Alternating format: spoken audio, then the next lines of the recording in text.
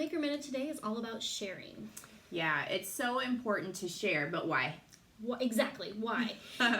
When we share, it gives you a little bit of an insight because making is really personal, right? Right. But it's not always evident by what we make as to how personal or what that personal connection is. Right, so if you make something, I can look at it and see it for just its face value. Exactly. But if I ask you about what you've created or to share with me about what you've created, it allows you to tell me about your challenges and why you created what you did. And it might be a prototype, so it might be just a small example of this big idea that you have. Exactly. And it helps to connect us even more. So I remember I did a painting of an eagle, and you walk into my house and you see the painting of an eagle. Right.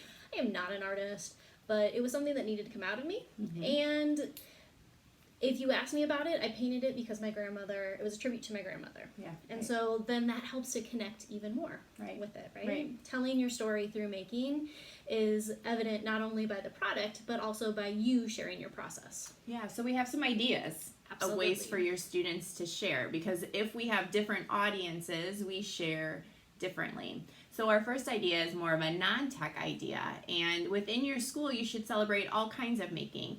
You could have a museum of making that are things that students have created, or even a museum of fails. Yes, and I love that idea too because I feel like it shows the learning process and other students can learn from failures. Right, we want to honor all of that. Yes, right? And some of the really cool things that have failed in life and in the world, people have said, oh my gosh, that inspires me to do something else. Right, so one of the things that you should probably keep in mind though is that as you're having all of these museums, your stuff will begin to accumulate in different areas of your school.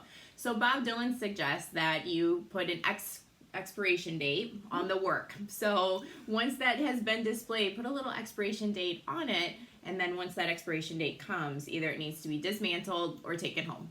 Absolutely. Which also can help revive your making community as well, to keep new things out there and new conversations happening. You don't want it to get stale. Absolutely not. Right. And that's an awesome non-tech way to share. Sure. Another tech way to share are through two of the favorite tools that we have, probably, to kind of keep it within a walled garden. Right. So two of our great favorite tech tools to share are Flipgrid and Seesaw. And those tools are fantastic for students to be able to share their voice as well as pictures and things like that within maybe a smaller setting. So within their, for parents or for grandparents or maybe their community. Which you see in this episode, Seesaw is highlighted. Absolutely. Yep. And then when you start to broaden out and you really think about how I could share beyond family, those maker stories, think about social media. Absolutely. And just because it goes on social media doesn't mean it has an audience. So you also want to share to the maker community, to us, to your people, for sure. And there's lots of ways to do that. Absolutely. You can email us at makerspace@gwaea.org. Or you can tag us at DLGWAA on Twitter, on Instagram, Facebook, or you can even like and subscribe to YouTube. But the most important thing and how we can find you and help to give you an audience back is to add our hashtag of Have Fun Making to any post that you share on social media. And when you do that, that's going to connect us in, and we'll be able to give feedback or comments back to you, and hopefully some other really great members of our online making community will add in as well. Because when we share out to some of these social media avenues, it's really important to give feedback because we want to make sure that those making opportunities have meaning.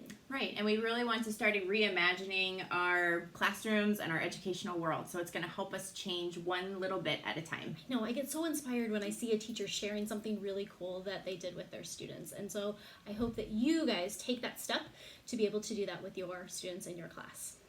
And as always, have fun making.